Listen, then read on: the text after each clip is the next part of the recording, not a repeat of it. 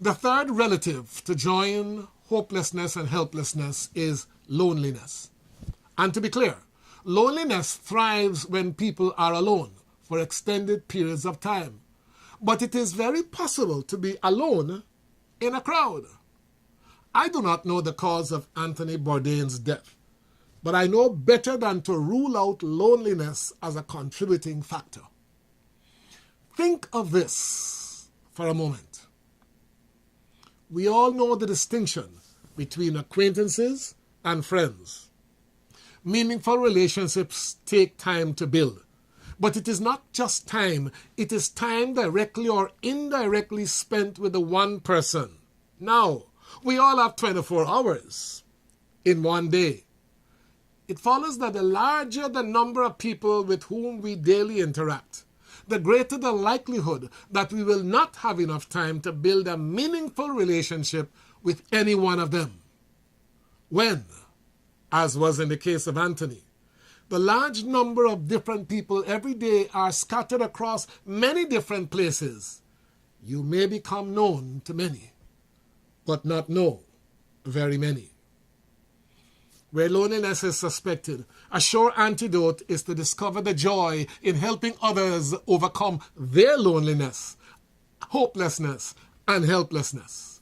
Jesus said, and I have proven it, it is more blessed to give than to receive.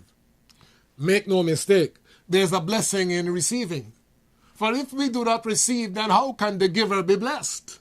But the greater blessing is always in giving, because we have already received freely from God.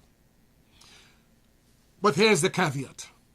Never become such a professional reacher out to others en masse that you neglect to invest time in building at least 2 meaningful relationships on which you can rely to pull you out of your periods of depression.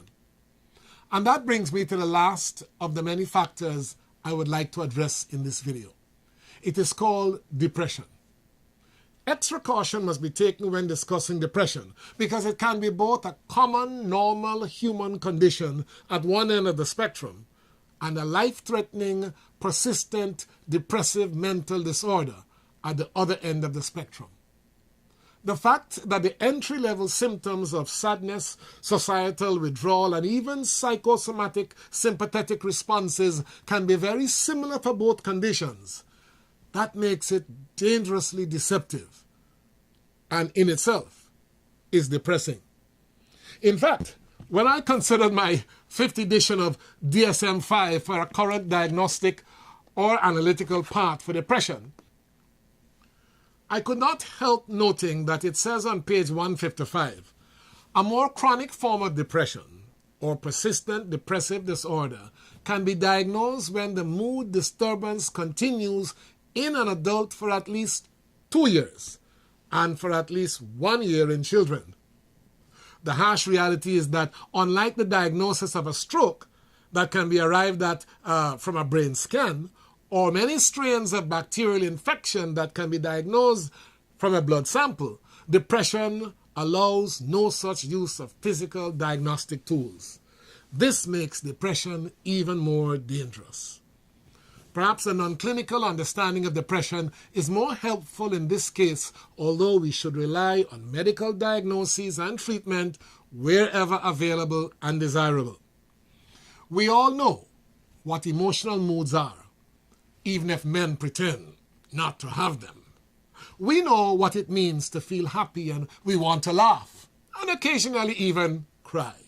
We feel sad, and the juiciest joke can't make us laugh. Depression is associated with prolonged, persistent, or lingering sadness, and especially when there appears to be no easily identifiable current trigger. We know how it feels to be full of energy, and we know what it means to be lethargic.